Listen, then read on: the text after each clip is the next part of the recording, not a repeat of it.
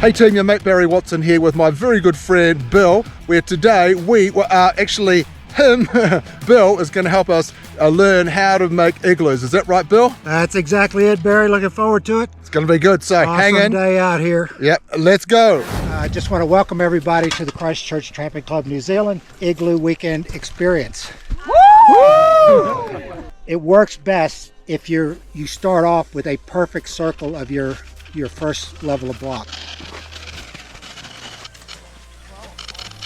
To keep them staying up, the way it happens is the first block that you put down props up the next block, right? And then that block props up the next one, and you go up in a little spiral. So we're going to spend a lot of time getting that first row of blocks in a perfect circle. You'll put the first row of blocks just on the outside of the line. Readjust them, like have a look, make it as perfect as you can. It's going to make life a whole lot easier. The other thing is lean the blocks as hard as you can. You'll be surprised how far you can lean them over. Sometimes if they don't lean over hard enough, they start getting really tall and not, like that.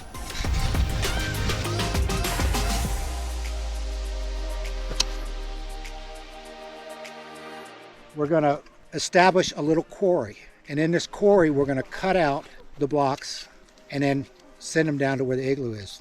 The way it works with 3 people doing an igloo is one person cuts blocks, one person carries the blocks, the third person builds, puts them in place and trims them up.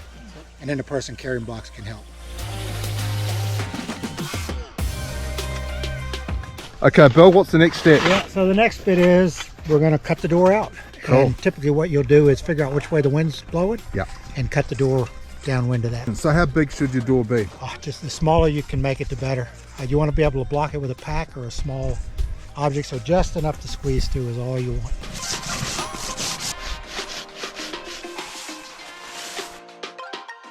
You're going to cut the block sort of square, and then you'll need to angle them on the ends to make that circle. The way you sort of figure out what angle you need to cut is just look right to the center of the igloo. Each time you trim a block off, that edge should line up with the center of the igloo. The good thing is the first row, as you go up, it gets trickier and trickier, but you're practicing as you go up, right? So you get better and better about the crazy little angles it takes to make it all work. Another little tip is when you trim the block out, if you'll trim it out on an angle, all it takes is a little nudge and gravity just pulls the block out. Try to make the blocks as big as you can. The bigger they are, the faster it's all going to go. If you cut your blocks this big and you're going to have hundreds of blocks to make an igloo so if we can get blocks that length, right, that's what you want, and just as long as you can get them.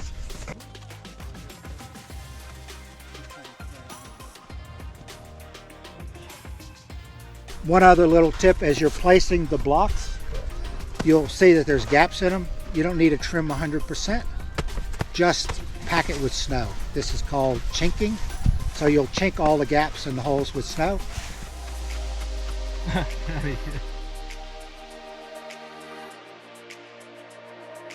You'll see as we start cutting into them, the snow will sort of define how big a block you can cut. If it's really crappy snow, sometimes they fall apart. You'll notice just because of the temperature, getting up, you'll find ice layers in there, and sometimes the blocks fracture at the ice layer. So right now we're starting to close it in. Right. Leaning it farther and farther over. The curves are getting a little more complicated. You can see there's some angles that's got to go here and some angles that way. The main thing is to have the blocks where they sort of touch right here on the top. Right. You can always fill in the gaps later, so you don't have to worry about a perfect fit. This is what is holding the block up, these 2 corners. And when you jam the block together, it sort of freezes right there. Other little tip is, as you're getting in there and you start leaning them over really hard, if you've got a hard placement, like they're not really sticking together or you didn't quite get it perfectly circular, you can use your walking pole to prop them up till you get the next one in. The very last bits of the block we cut out of the floor. So you cut the blocks out of the floor so you drop down one level, and when you drop down you want to go out at an angle, right? So your blocks are angled as you go around. Try to carry that down And so what ends up happening is you get another 3/4 of a meter of floor space. So as you get towards the top, you see you start closing in at a really hard angle. Then what you try to do is use the longer blocks that can span, say, from here to over there, because then you've got this pressure on each side, and that's what holds the block up. You'll see we've got an insurance pole right there just in case, because it does happen that sometimes it's not quite set. As you get near the top, the curves start to get more complicated. So the question is, how do you know where to trim the block to make it fit right? We're going to set a block up, and then you just follow this inside wall and cut the block we're putting in, you know, at the same level where the inside wall is. That's it.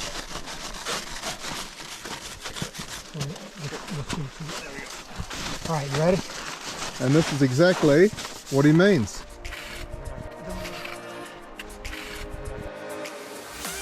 Hey Bill, I see we're getting towards the top, so what's the next strategy? Yeah, so now we just try to cut some real long ones, and we're just going to bridge the whole top. Okay, right, straight across the top. Right okay, across. cool.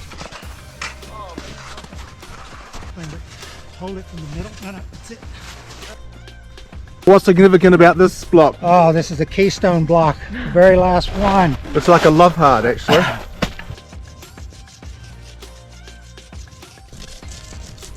Perfect.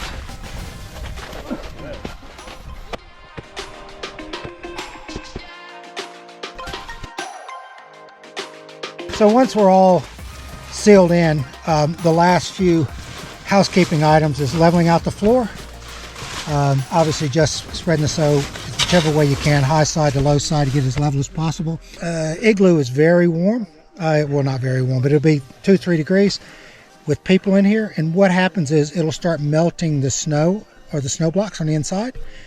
If you've got any little points, right, the water, the melted snow will drip into, you know, into the IGLOO. So what you want to try to do is smooth out any little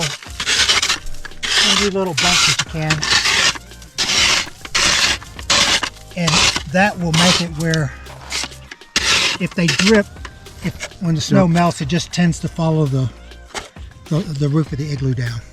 All right, so to their credit, this team here have done a great job, got their IGLOO together, and at the moment what they're doing is really putting on some cosmetic flair to it to make it look presentable for the camera and for the IGLOO monthly magazine. There you go, snowball on the top.